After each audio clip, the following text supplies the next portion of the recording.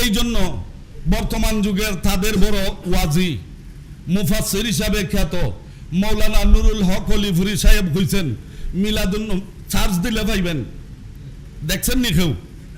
তিনি বলেছেন মিলাদুন নবীর আলোচনা করলে 3টা উপকার হয়। কয়টা উপকার?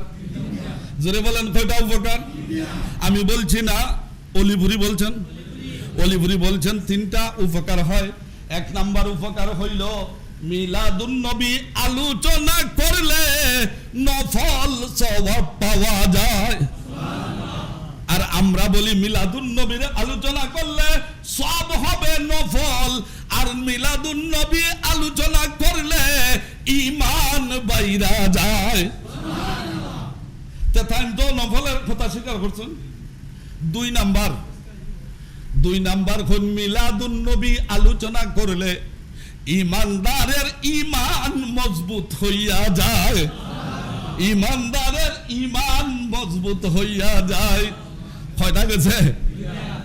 3 নাম্বার সুযোগ হইল, সুবিধা হইল, কোন বিধর্মী যদি সমানুপাতিক চিন্তা নিয়া, বিরুদ্ধাচরণের মন না নিয়া, সরল মনে যদি দয়াল নবীজির জন্মের আলোচনা করে, আল্লাহ তাকে ঈমান নসিব করে দেয়। তাহলে মিলাদ আছে না নাই?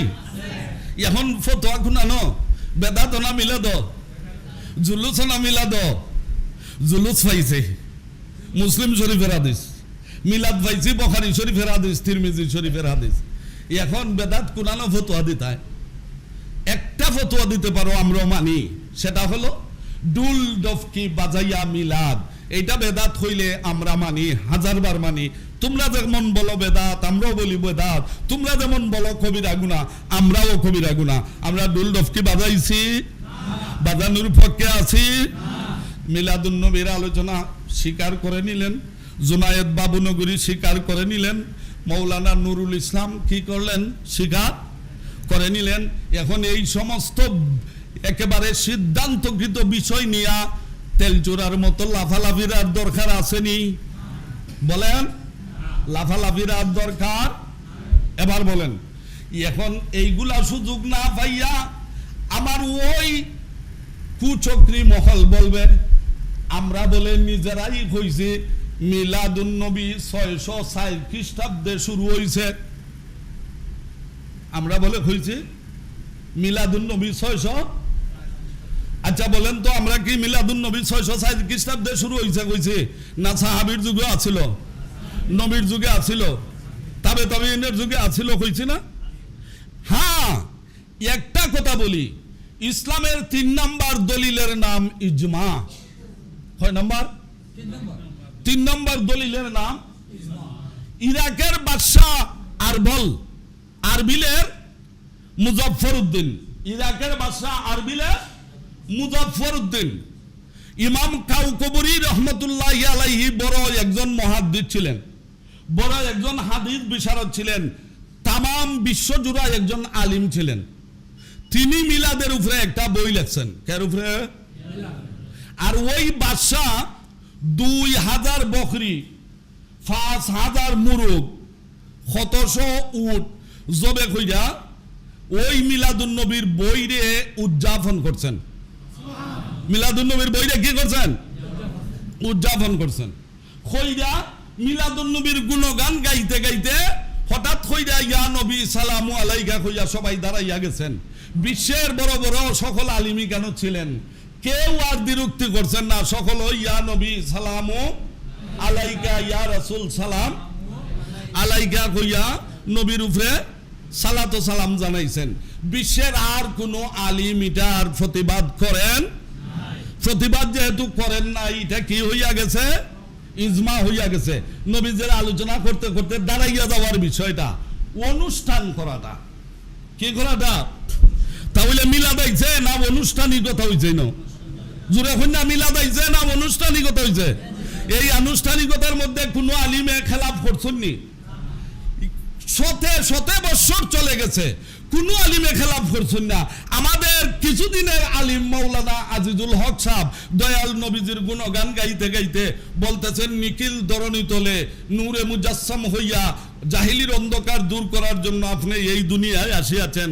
ইয়া নবী সালামু আলাইকা, বুখারী শরীফের 5 নম্বর খণ্ডে, ইয়া হাবিব সালামু, ইয়া রাসূল সালাম। তাহলে বোঝা গেল এইটার মধ্যে তারার অধিবিরুক্তি নাই। এখন যারা দ্বিরুক্তি করে এরা বাস থেকে এরার হিসাবে আমরা ধরি, এরারে হিসাবে আমরা ধরি। তাইলে বলেন মিলাদুন নবী এই সময়ে 604 খ্রিস্টাব্দে আইছে না মিলাদুন নবীর বিশাল আনুষ্ঠানিকতা আইছে? ও আনুষ্ঠানিকতা আইছে। আর ওই দিনে সকল আলিমগণ ইয়া নবী সালামু আলাইকা সালাম দিয়া নবীজিরে দাঁড়ানোর মুফরে ইজমা হইয়া গেছেন। শরীয়তের 3 নাম্বার দলিলের নাম হইল ইজমা। ইজমা পালন করা ওয়াজিব, ইজমার উপরে আমল করা কি ওয়াজিব। এই জন্য মিলাদুন নবীর সহি শুদ্ধ যে বর্ণনা আপনাদের সামনে করলাম, এর মধ্যে সামান্যতম পরিমাণের কোনো গন্ডগোল, এটা সহিহ হাদিস এবং কোরআনের আয়াত থেকে আপনাদের সামনে আলোচনা করলাম। এরপরে যদি মিলাদুন নবীর ব্যাপারে কারো চুলকানি উঠে যায় থাকে, বিভিন্ন প্রশ্ন করে, বোঝা গেল আল্লাহ হেদায়েত তার কপালে দেয় নাই। হেদায়েত যদি তোমার উপরে না থাকে আমার করার কিছু আসেনি। আল্লাহ বলেছেন ওয়ামা তুসআলু আন আসহাবিল জাহিম, নবী গো কেউ যদি হেদায়েত গ্রহণ করে না জাহান্নামে যদি যায়, এই জন্য আপনারে জিজ্ঞাসা করা হবে না কেন তারা জাহান্নামে গেল। তাহলে রাসূল রে কইতেছেন জোর কইরা কেউ রে জান্নাতেই বানানোর কোনো দরকার, তুমি খালি সরল সঠিক পথের কথা কইয়া যাইবা। আর এখায়াতে কইছেন লাস্তা বিম ওয়ামা আনতা বিমুসাইতিরিন, ওগো নবী আপনারে পুলিশ বানাইছি না।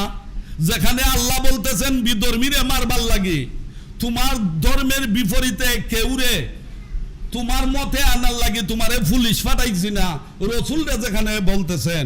এইখানে আমাদের বুসকাওয়ালারা, আমাদের মৌলানারা যারা মাজার ভাঙ্গে খেল লাগিয়া গাজার লাগিয়া